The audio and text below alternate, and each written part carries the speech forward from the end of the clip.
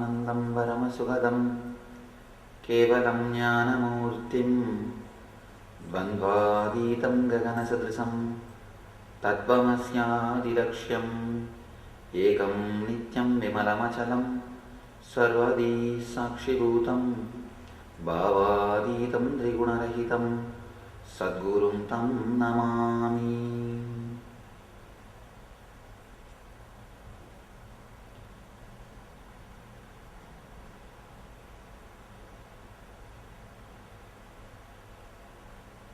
I welcome you all with my love and respect.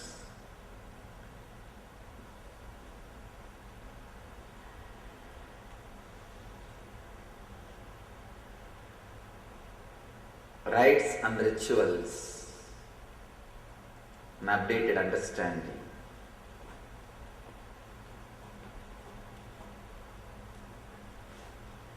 Let's analyze this topic completely.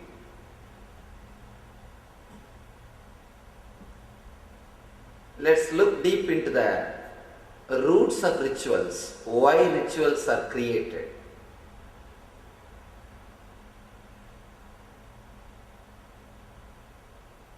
Why rituals?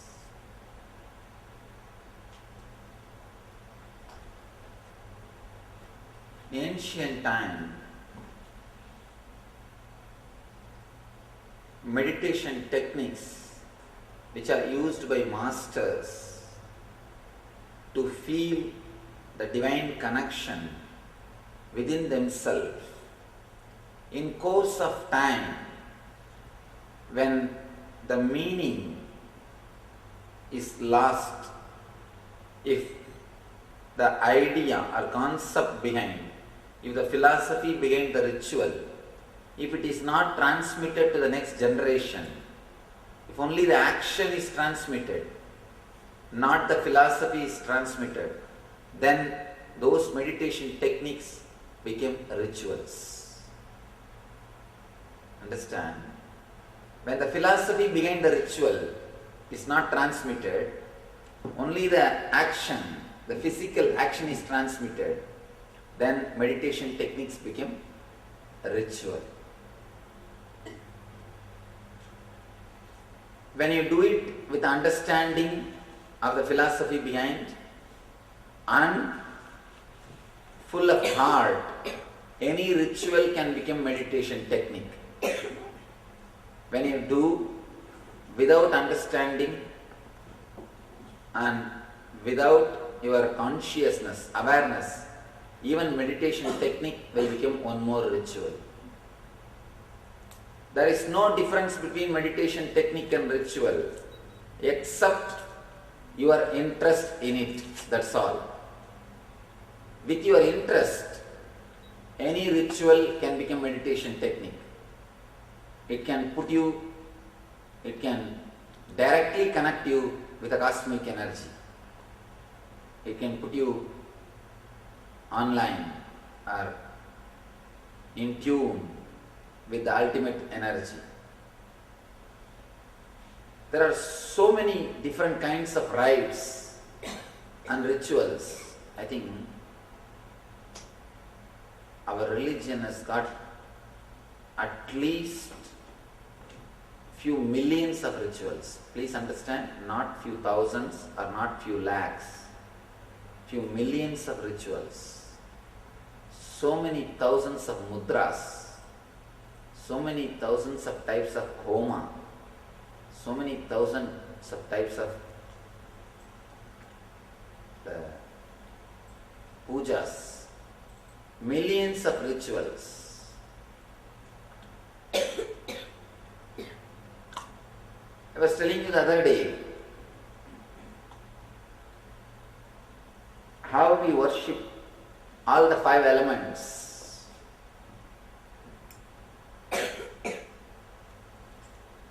The whole existence is made of these 5 elements. We can relate to the existence, we can relate to the cosmic energy through all these 5 elements. When you try to relate to the cosmic energy through a stone or a metal idol, it is called puja. When you try to relate to the same cosmic energy through a river, through a pond, through a water body, it is called tirtha snana. When you try to do some ritual standing in a water or sitting in water and meditating, repeating some mantra or offering some puja to the water, it is called tirtha puja, tirtha snana. When you try to fall in tune with the cosmic energy through fire, it is called homa. When you try to fall in tune with the cosmic energy through air, it is called repetition of mantra. Through repetition of mantra or japa, you can fall in tune with the air energy. Through chanting the mantra. When you try to, you can fall in tune with the cosmic energy through ether using visualization. That's what we call meditation. Through meditation, you can fall in tune with the ether. We fall in tune, or we connect ourselves to the cosmic energy through all these 5 methods.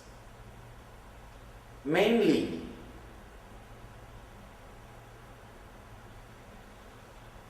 we can classify our rituals as rituals done for human beings.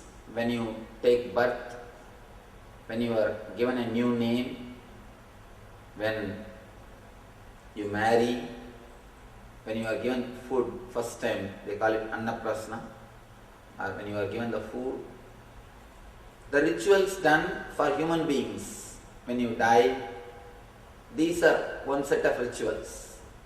There's another one set of rituals done for the gods to invoke their presence in temple and invoking their presence at the time of puja.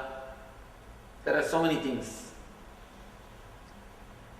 Puja is nothing but you receiving a guest with all the respect. Actually, what priests do in the temple is nothing but you receiving a guest with all the respect.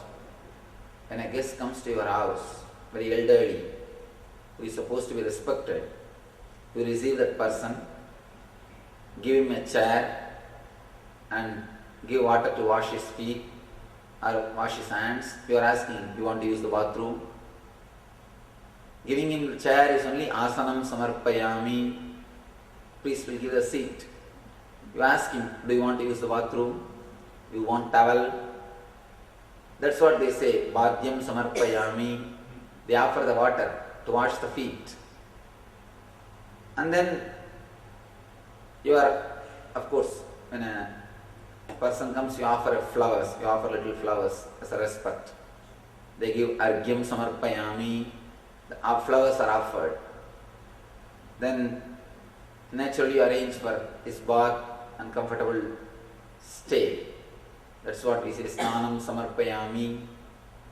Then naturally you ask him to eat. Food is served. Naivedyam samarpayami. Then you give betel leaf and betel nut. Tambulam samarpayami. Then in the end of the day, you put him to rest. The same thing. That's why we say the puja in our system is called seva. It has got one more word. Serving the Lord. Serving the deity. We need to understand this concept of serving. Of course, for a logical person, it's very difficult to understand that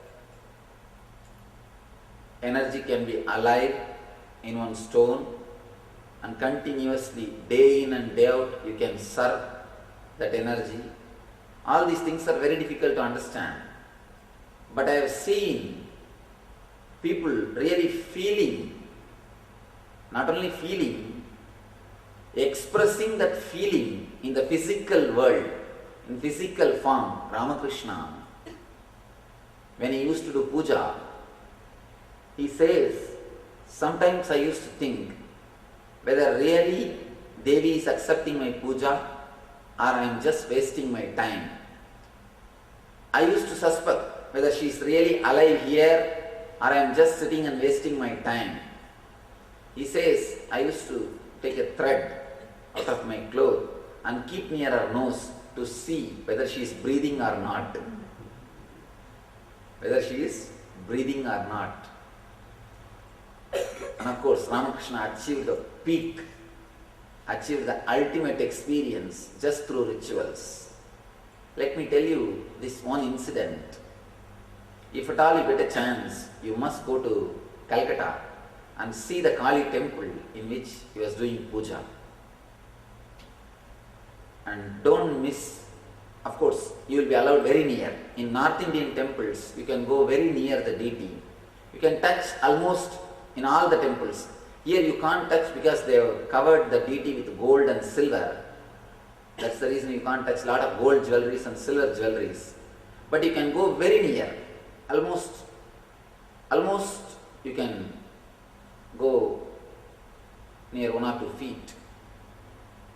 In other many temples you can touch the deity and do puja by yourself. When you go, don't miss an important thing. Let me narrate the incident and you will understand. In Calcutta, they have a habit of offering conch bangles, bangles made out of conch. The conch shell will be cut and they will make bangles out of it. And they will offer the bangles to the deity, to the Devi. Some devotee brought 4 pieces of conch bangles for Devi. Kali's 4 hands, the right side will be Abhaya and Varada. The left side she will be holding sword and head of a asura. The sword is removable. So he was able to put the bangle in all the 3 hands except the hand which is holding the head of the asura. Except that hand, because in that hand the bangle cannot go. All the other 3 hands he put the bangle. Some priest was asking, why you are not able to put the bangle for the mother in the 4th hand? He said, oh, that hand is holding the munda or the head of the Rakshasa. The priest said, oh, you are a great devotee. You can say, mother will open her hands and you can insert the bangle. And he is so sincere, you will be surprised. Of course, still I am not able to understand. Even after seeing, I can only just believe and respect and do namaskar and come out. Really, he asked the mother and she dropped the head. Bangle was inserted. Again he gave the head to the mother's hand. She is holding. Neither the statue is broken nor the bangle is broken. It is there in her hands. If you go, please don't miss, see it. Of course, when I went to the temple, I was in an ashram, very famous ashram. I went as a part of the ashramite. So I was allowed to touch that bangle and see. Not only I touched the bangle, I completely rotated that bangle and saw whether it is broken at any point, whether he broke and pasted it. I inspected. I tell you, the bangle is complete. It is not broken. And the statue is also full. It is not broken. Stone statue. Statue is also there as it is. Bangle is also there as it is. But it is there inside. Very difficult to believe. And it is not some 300, 400 years old. It's just 130 years. Just 130 years ago, in 1886, he passed away. Only 130 years. I don't know We have no logical explanation, but it is there. That much only we know. The power of mind, the devotion can express physically. See, if you have a darshan of Devi and if you feel that Devi is here and all those things are very subjective. You can't see it in the physical way. It is an individual's experience. But here, physically it is expressing. We heard a lot of stories that Udupi Krishna turned for the sake of Kanakadasa, or Vittal was waiting on a brick for the sake of his devotee. All these stories we hear. But this is something which I have seen with my own eyes. Very difficult to believe, but which is there. He has reached such high peak just by rituals. Just by rituals. Vivekananda says beautifully, if you can create Ramakrishnas, not one idol, have thousands of idols and start doing rituals. If you can create one Ramakrishna, not one idol, have thousands of idols, start doing rituals. And there are so many other experiences of Ramakrishna related to these rituals. But this one is enough to explain the power behind the rituals. Physically he is able to alter the whole structure.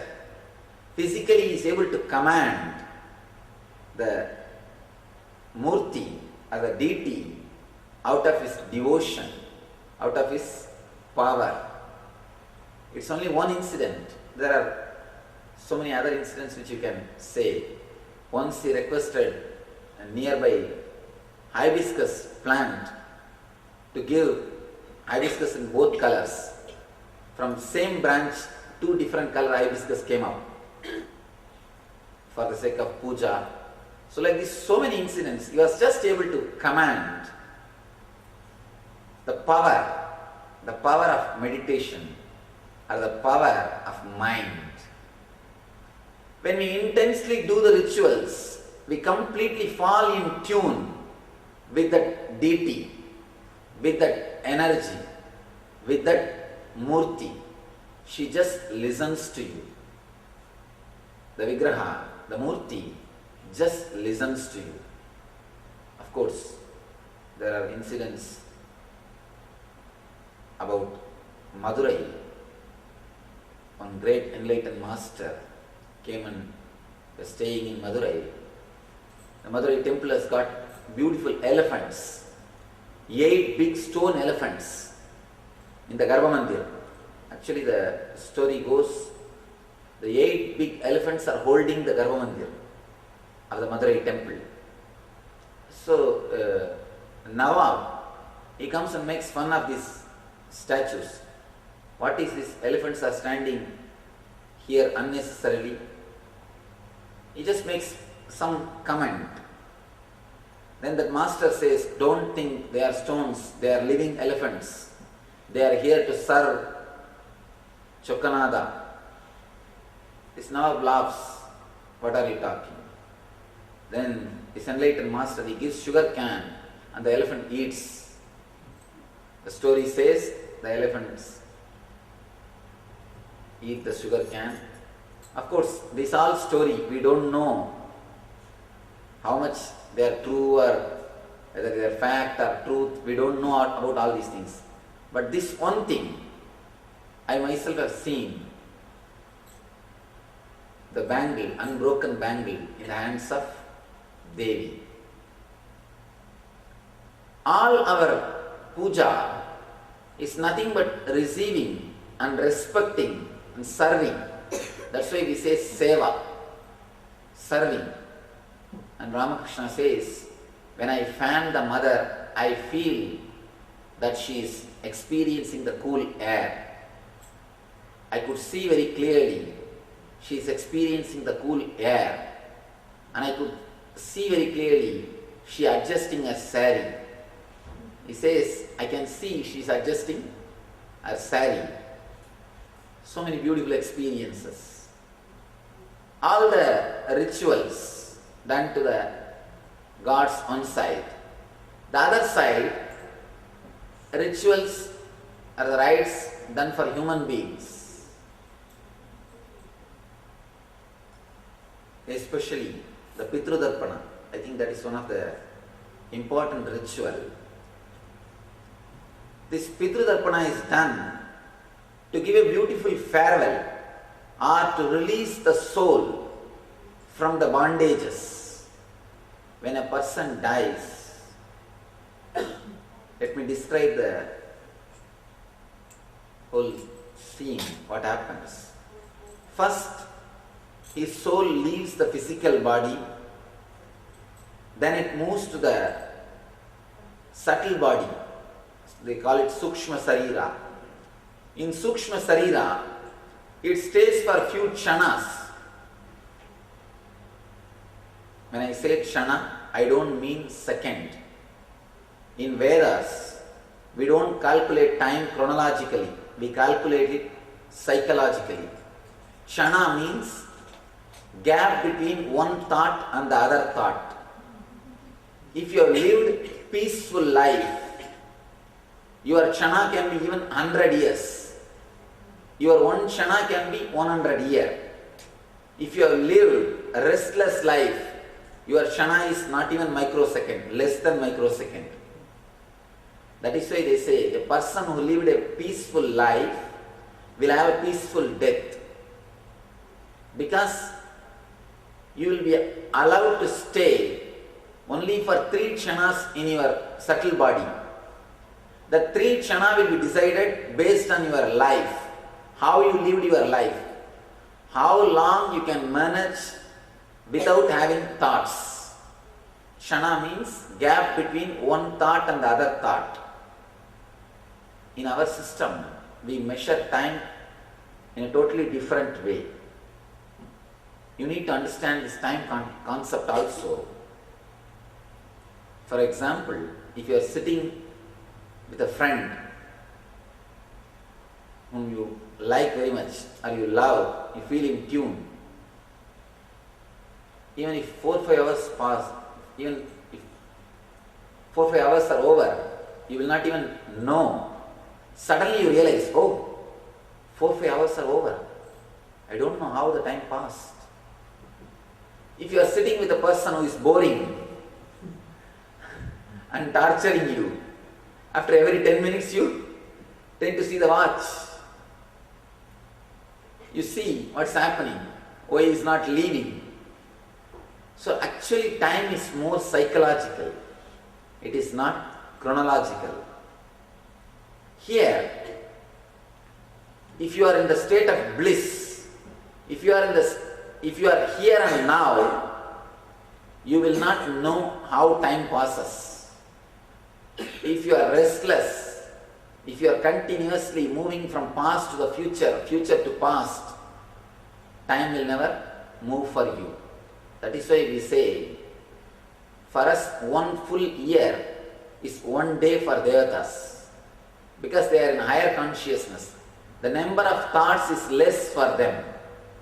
They are in more joy and peace. That is why time just flies for them. For us 1 year is 1 day for Devatas. That's why in all Nataraja temples, they do only 6 puja per year. Because they follow the calendar of Devatas, not the human beings. When the number of thoughts come down, time just flies. If you are more restless, time never moves. For people who are in the hell, for them, our 1 day must be 1 full year. That is why we say eternal hell. Hell is always used with the word eternal hell. Hell is not eternal, but it feels like eternal. Because time never moves. You are continuously waiting, but time never moves. They have too much of restlessness. Actually, the hell or heaven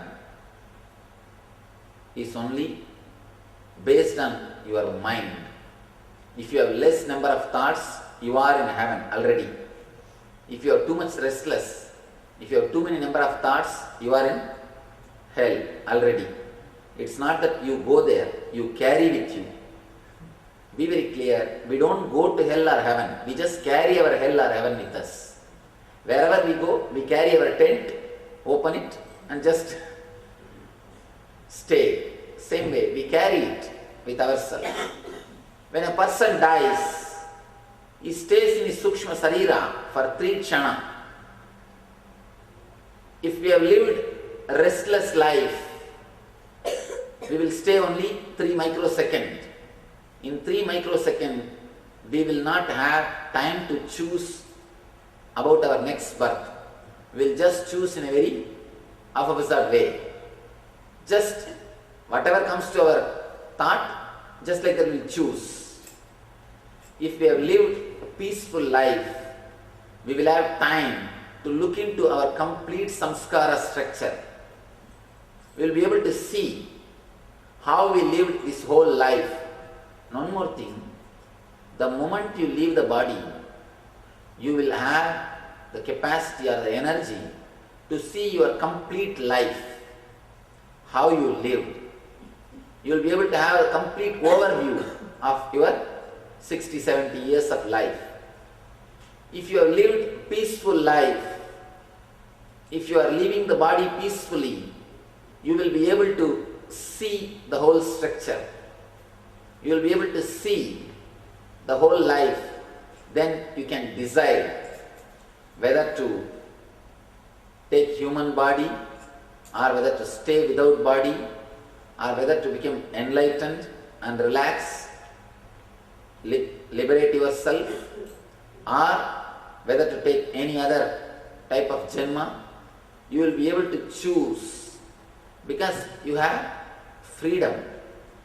You are relaxed. I always tell people, live peacefully, don't run continuously. If you are continuously running, you will not have VIP lounge when you leave the body. You will be again running. Whatever train comes first, you will be put in that and sent. You will not be able to stay there. If you have lived peacefully, you will be able to relax. You will be able to stay there. You can choose. There are many reminiscences of the masters. They say, even 300, 400 years they wait to take the right body. They wait for right parents. They wait for right place. If you have lived peacefully, you can wait and choose your parents, the place to take birth, and the right body, right social setup. If you have lived in a restless way, naturally you will not be able to wait. And one more thing, if we have lived restless way means continuously we are dependent on body and mind. You depending on the body and mind is what is restlessness. You are totally dependent on body and mind. So naturally you can't be without body and mind. So you tend to take some body. You don't bother. You are not interested in waiting. Let us have some body first. Later on we'll think about it. What we should do or what we can do, all those things later on. First let us catch some body. So whatever train comes first, you get into that and start your journey. If you have lived a deep, peaceful life, you can wait and choose the next body and take birth according to your decision. Kathopanishad beautifully explains the whole process. How we leave the body, how we can choose, and how we miss the opportunity. How we miss the opportunity also is very clearly explained in Kathopanishad. That is why whenever a person dies, we always repeat the Kathopanishad. Even at the time of Shraddha, the Kathopanishad is repeated. These last rites are done to liberate the soul, to give a good farewell. Actually, if you are continuously bothering about the person, if you are continuously worrying about the person, that soul also can't continue its journey. It is a farewell we are giving to that soul. Yes, you lived with us, really great. Now it is time. You can carry your life, and even though we are not able to digest it, we respect your decision. We are here just to respect you, just to support you in your journey. It is a good farewell. It's a positive farewell we are giving for the departed soul, so that the soul can continue its journey. In every ritual, again and again, rishis impart their knowledge to us. And one more thing, our rishis, our masters, don't leave even a single opportunity to impart the concepts or the truths to us. They don't miss even a single opportunity, whether it is birth or death or naming ceremony or marriage. In every step they give us that knowledge. They give us the wisdom about the life. Even in the Saptapadi, the other day I was telling, in Sanskrit we don't have equivalent word for divorce.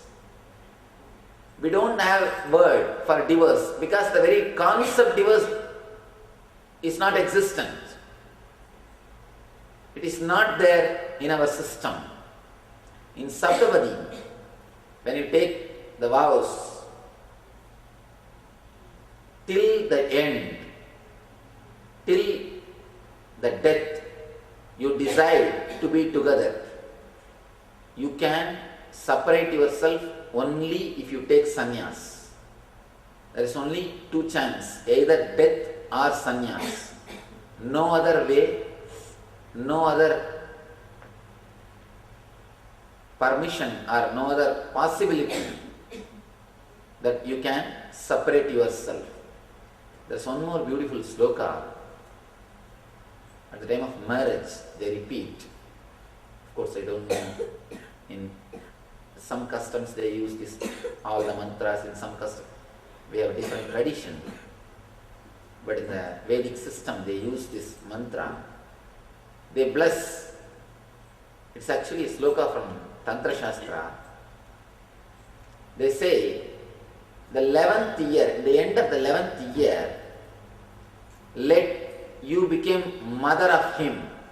Let him become son for you. A new dimension of relationship. See, the wife is asked, blessed, to become mother. The husband is requested to become a son. It's a very strange thing. Very difficult to understand. How can wife become mother? Actually, if a real love happens, if a real intimacy happens, women reach the state of mother. She flowers into the motherliness. There are some more deep concepts which Tantra explains. How, when you reach the depth of love, you become more motherly. You become more like a deity. That's what they say. In the East, women is always called or respected in the form of, only in the name of mother. She is respected more as a mother because we respect the motherly dimension of women. Of course, only when she reaches that dimension, she expresses the fulfillment. This is a beautiful statement asking women to reach the state of mother and man to reach the state of child. He needs to come back to the innocence. He needs to achieve his innocence. She needs to achieve the motherhood.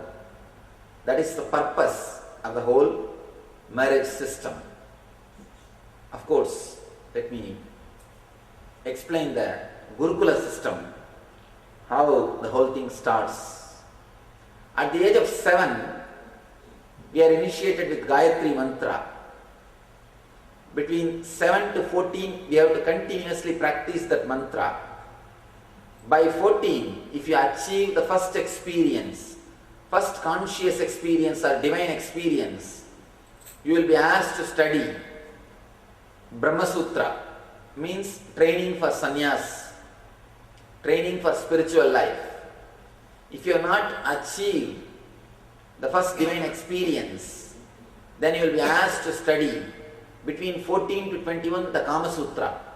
14 to 21, the people who achieve the divine experience will study the Brahma Sutra. The others will study the Kama Sutra. The people who study the Kama Sutra will go for the Grihastha life, the Grihastha Dharma. The persons who study the Brahma Sutra, they will go for sannyas life. By that time they finish the Brahma Sutra, at the age of 21, they are expected to achieve enlightenment. If they achieved enlightenment, they will be given sannyas. They will go for the sannyas life. If they have not achieved enlightenment, again they will be asked to study Yoga Sutra. They will have to continue their spiritual practice. This is the way our whole structure is created. Then each one will take their life. Neither a person who lives sannyas life feels he is unfit, nor the person who lives in the Grihastha life feels he is missing something. Each one takes his own way, his own path. Of course, there is one more chance given for the people who are in the Grihastha life. At any moment, after 10 years of Grihastha life, if he feels he wants to take sannyas or a spiritual life, he wants to enter into the spiritual life full time, if the family agrees, he can take initiation called Vanaprastha Dharma. Means living towards the eternal life. Vanaprastha is not sannyasa. It is living towards the eternal life. Then after the Vanaprastha life, he can decide to take sannyasa. Once a person takes sannyasa, he starts running Gurukula or university for next generation kids. This is the way our whole structure is created. There are so many beautiful things in our rites, in our rituals. We can explore if we have the interest and if we go deep into it. It's a big science, ocean. It is just endless ocean. We can continuously explore. I think it is time for me to stop, but I will answer your questions because I don't think I will be able to explain all the rituals and rites. It's a big ocean, but I can explain whatever you ask. Those few things I'll try to explain. You can ask any question about rites, any rites or any ritual. I'll try to explain whatever way I understand. You are welcome to put your questions on this subject. Of course.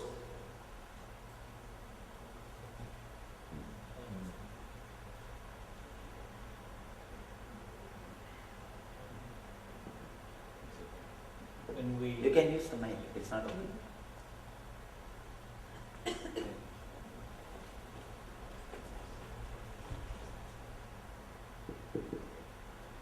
When we do the final rites, so we do the tarpanas, And people say when you go to Badrinath, and if you do that, you don't have to do anymore. Actually, Badrinath is like a center through which you can relate to the Pitruloka. It's like a runway from where you can take off. It's just like a runway from where you can take off. You can relate with the Pitruloka. Of course, what they say is true. But one more thing which I wanted you to understand. Continuously doing darpana, whether it does good for the parents or not, it does good for you. Let me describe how. Till the end of your death, some part of your energy, some portion of your energy represents your father, mother. Now the latest studies, few studies, they say, if your father or mother dies in a very young age, there's more chance for you to have paralysis stroke. Because one part of your energy is disturbed. One part of your energy is disturbed. One part of your being is a gift from them. By doing this Pindadarpana and Shraddha regularly, you make that part, that energy, that portion peaceful. You invoke peace in that area. Whether it does good to them or not, we don't know, but it does good to you. So please don't miss our traditional Shraddha or Pinda, all these things. You see, these mantras, vibrations which you create, they heal your energies. They pull you out of depression. They relax. They create a positive vibrations inside your being. So, to console ourselves, we can say once you do it in Badri, there is no more necessity, or you don't have to do. But from my experience, I'll recommend, even if you're done in Badri, don't miss at least once in a year. Continue to do. That's why they do the Shraddha rituals in the Amavasya day. See, Amavasya is the time when you are facing the low energy. See, have you heard the word lunar and lunatic?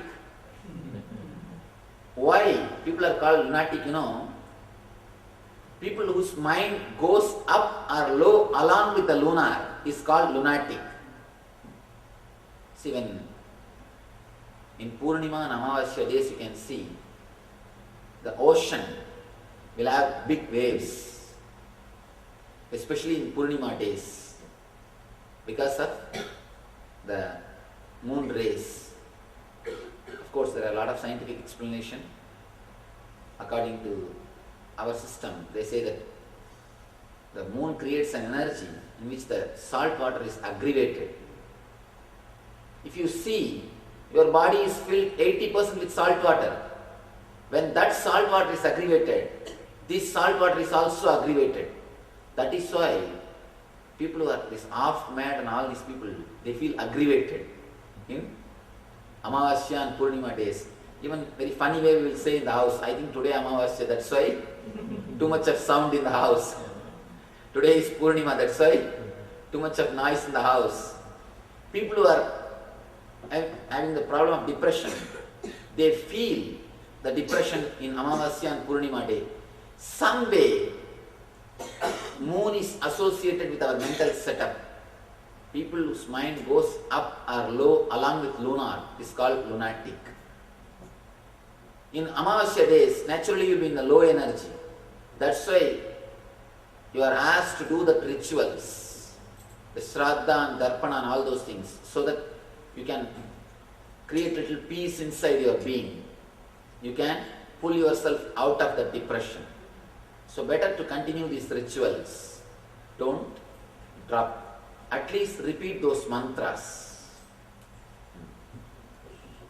So, I know the picture that is done by the sons of the house. What if the family doesn't have a... It's a nice question. Here I have to be a little clear. in my system I allow women also to do. I am little open, and I feel women are qualified to do because they are more emotionally attached. Attachment of the son is more like a professional attachment or a business attachment. But attachment of the daughter is more based on the heart and emotion. I think they should do. They must be allowed to do. At least in our system, I am allowing. I am encouraging. I am encouraging women to do all the rituals. You can do. Yes. A similar question arises. The Vanaprastha and Sannyasa, is it applicable to both genders? Vanaprastha and sannyasa. Yes. Is it also applied to both Men and Oh man, yes, sure. Yes, sure. In our system, Maitreyi, Gargi, there are so many women rishis. And the other day I was reading a book. And there is mention about the Sulabha, a great enlightened master who challenged Janaka. Bhishma tells about the story of this lady Sulabha who challenged Janaka Raja. So there are enough of record. We have enough records about the women rishis who took Vanaprastha life, sannyas life, who were even lived unmarried life, who were directly taken sannyas from brahmacharya state, who are called Paramahamsas. There are enough records. Women can take Vanaprastha life, sannyas life. A women can take directly sannyas from brahmacharya life. Nowadays, in the modern day, all Hindu missionaries, all the missions are giving sannyas to women. And it is allowed. Even in the Dasnami Sampradaya, in Amnaya Patati also, there are very clear mantras to give sannyas for women. Set of rituals are available to give sannyas. Individuals doing pujas in their homes, in the puja homes, as compared to attending pujas in the temples. What is the difference? It's like you go to hotel and get a beautiful food, 5-star hotel and eat, and you yourself cook and eat in the house. What's the difference between these two? Of course, when you can't go to the 5-star hotel, you can cook and eat. But once in a while, go to the hotel also and taste, enjoy the food. When you go to the temples, you can enjoy elaborate, beautiful way. You can see every inch and understand, and you can enjoy. But when you can't go, at least don't miss the food. Eat something in the house. Whatever you can cook, cook and eat. That's all. This is the difference between doing your own and attending the temple rituals. Yes. What difference does it make when going to the temple when God is supposed to be everywhere? Please, can you be a little loud? God is supposed to be everywhere, right? So what difference does it make when you go to the temple or to the prayer That's house? nice. This idea that God is everywhere can become truth only after your realization. See, God is everywhere only when you reach that state. One more thing. I have seen many people coming and telling me, Swamiji, I love the whole world. Loving the whole world is very easy. Loving your wife is very difficult. Loving the whole world is very easy. You don't have to do anything. Just make few statements. Oh, I love the whole world. I care for the whole world. You don't have to do anything. First thing, loving your family is a very difficult thing. First, create love, then you can love the whole world. Without even creating the idea love, we just say that we love the whole world. That is the way. Without even feeling God in one statue, how can you feel in the whole world? First thing we need to do is feel God, feel divine in one place. Then you can project the same feeling with the whole universe. Ramakrishna says a beautiful example. In cow's body, throughout the body the milk is available. But you can't get the body by catching the ears. You catch the ears and try to do whatever you want, you won't get Milk. Try to catch the horn and do whatever you want. What will you get? You won't get the milk. You will be able to get the milk only through one source. Same way, God may be available everywhere, but you will be able to get His energy. You will be able to get His blessing only through temples. First, try to relate through one source. First, establish that relationship.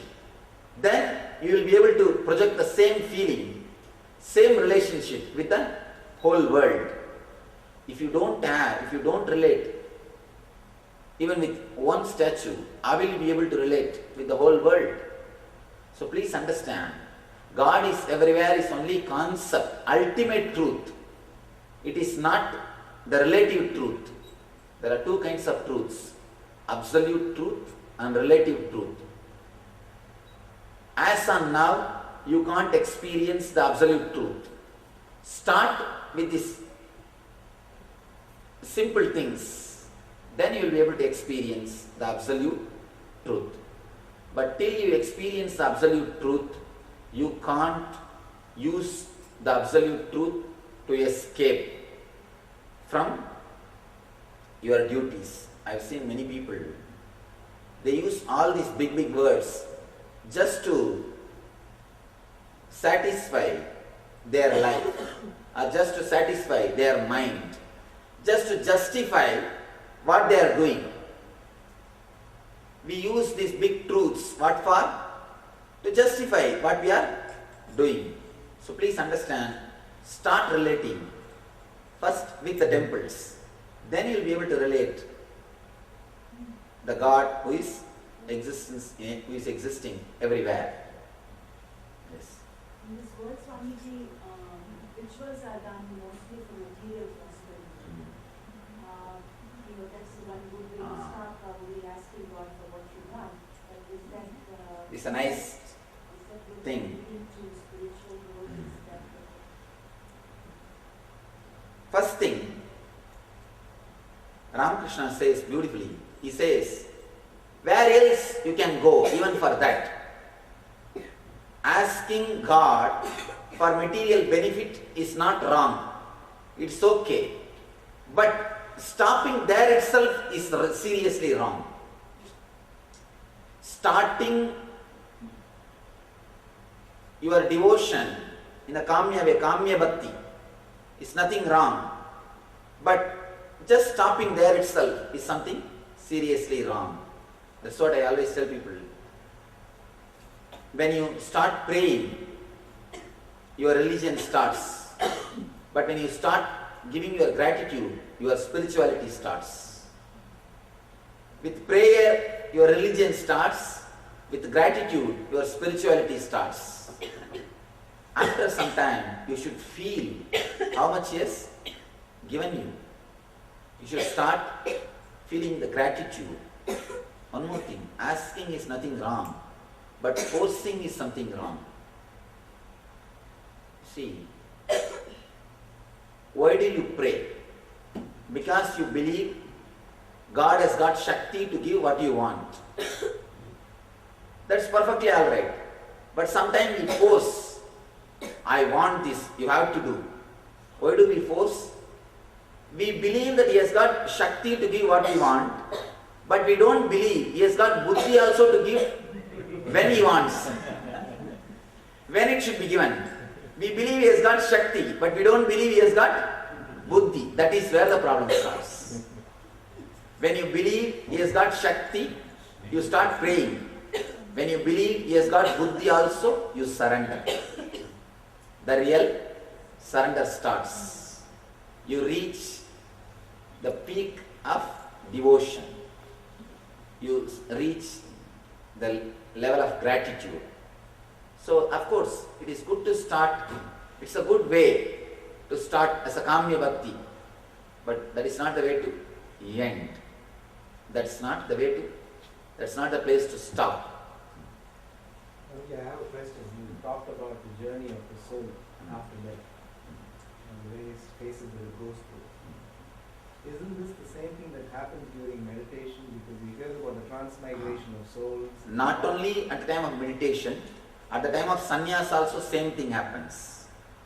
Even at the time of sannyas, we go through a ritual of complete death.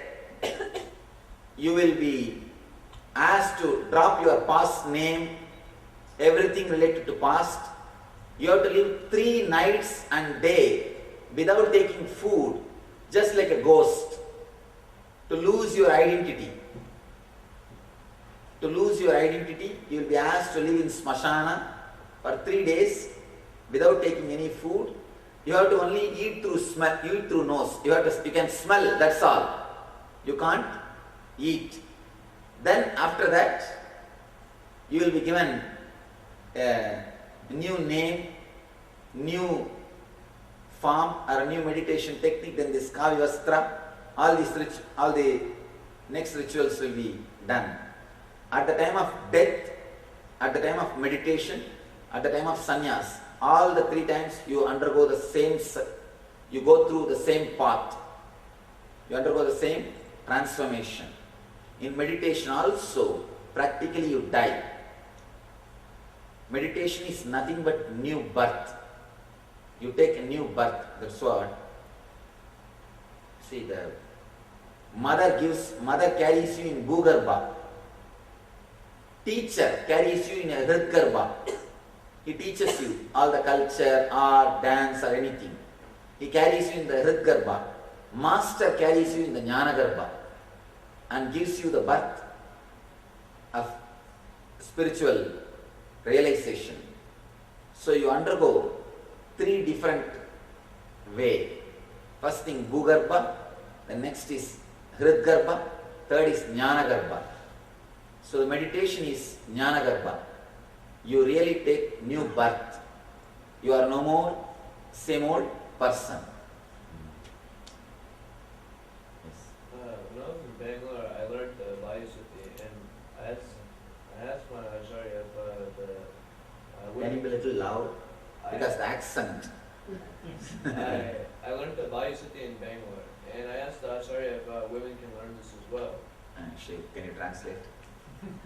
He learned the Vayustuti, Vayu, Hanumanta, Vayustuti, that is usually very famous in Martha. I understand. And then he asked his guru whether ladies can also say that, and he said no. No. Yeah, he said the energies of the women will be unbalanced or something like that. What would be your response to that?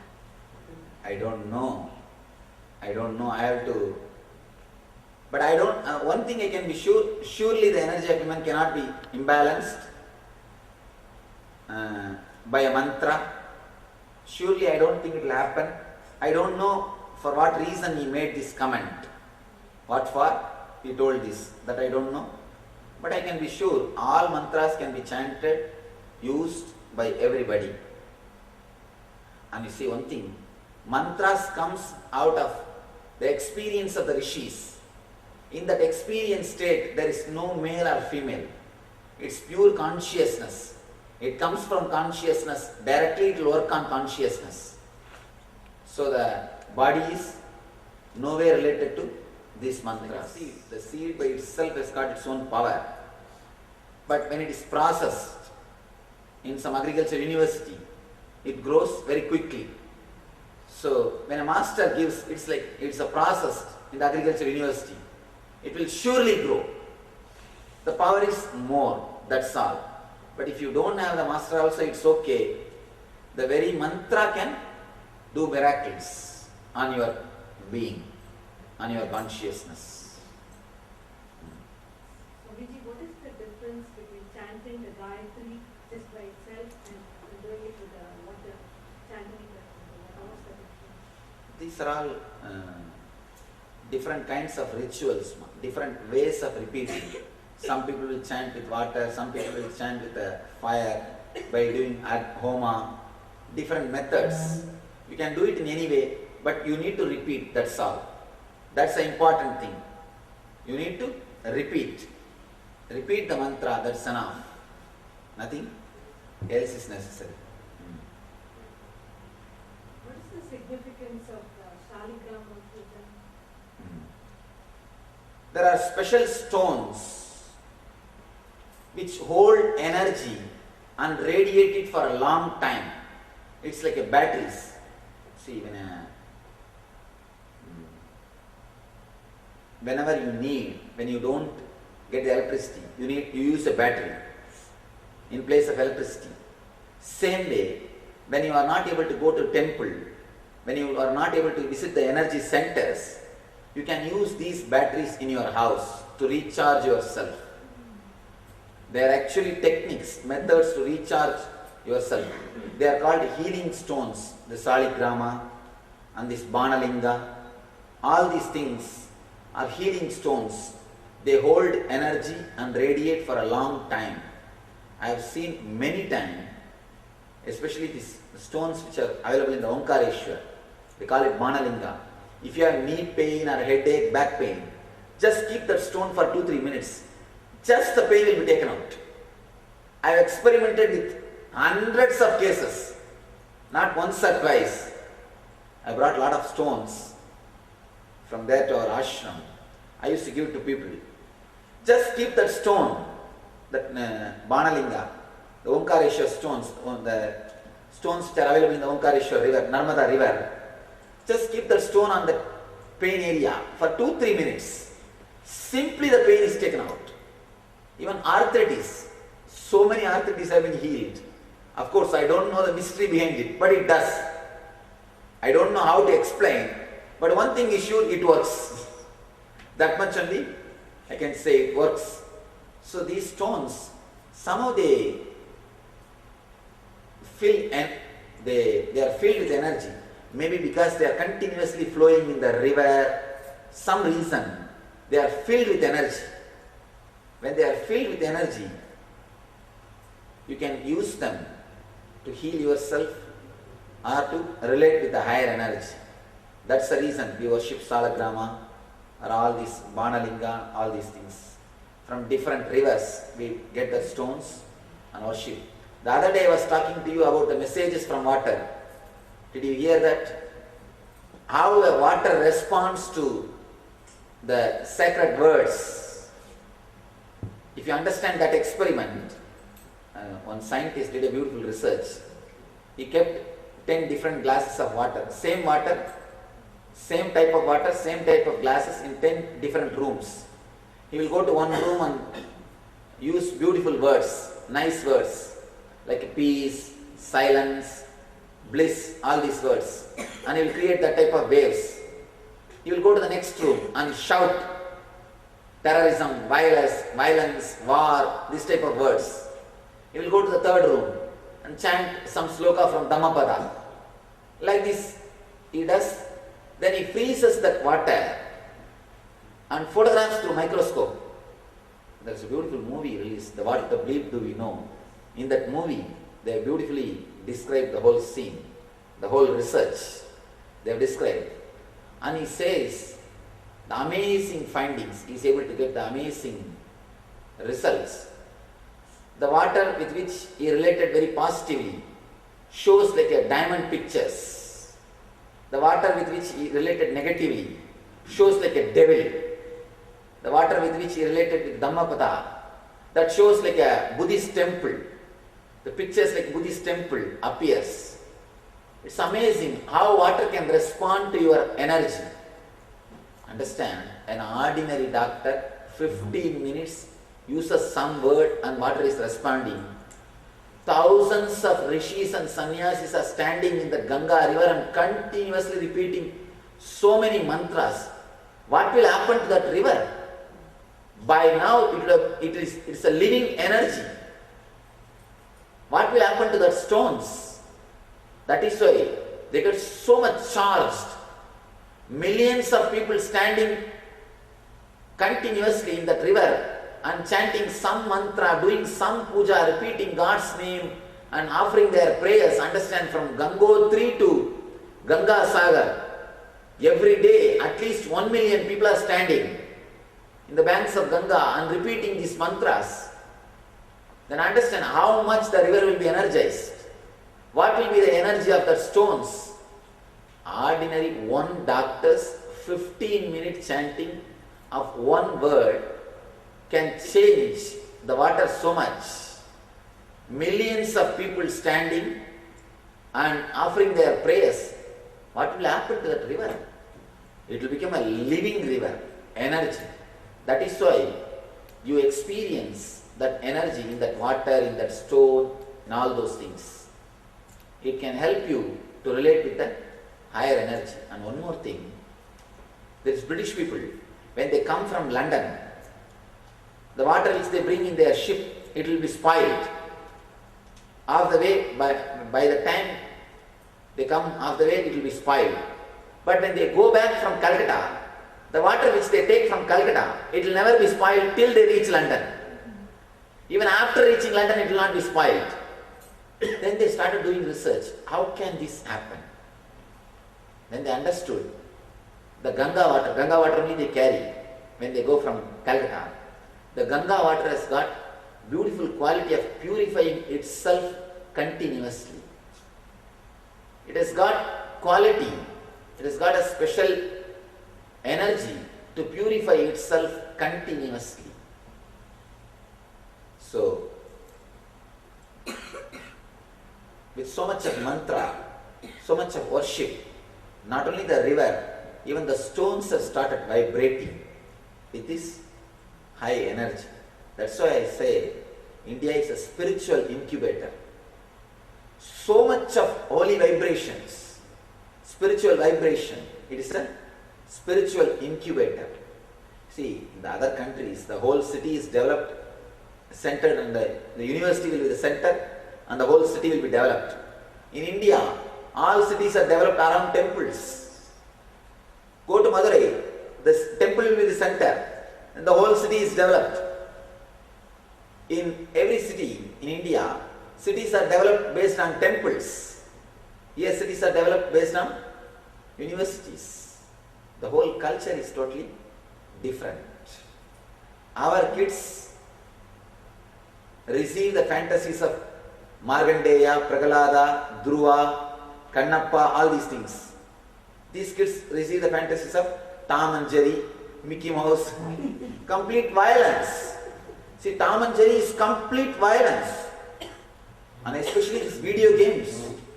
I was shocked continuously with rifles, shooting, these video games. What will happen to their heads? What will happen to these kids?